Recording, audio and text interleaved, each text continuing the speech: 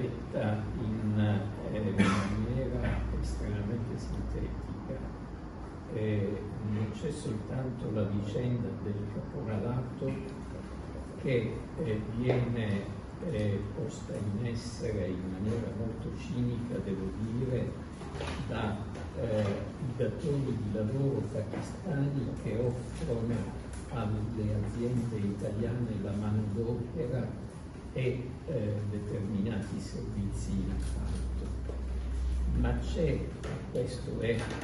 indubbiamente anche inquietante, non solo una piena convivenza, ma una compartecipazione organizzativa da parte delle aziende, in questo caso di tecnica grafica,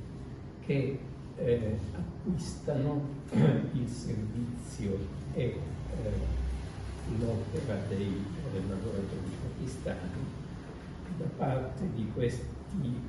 Badar Ashar Mahmood e Badar Rasulullah, padre e figlio,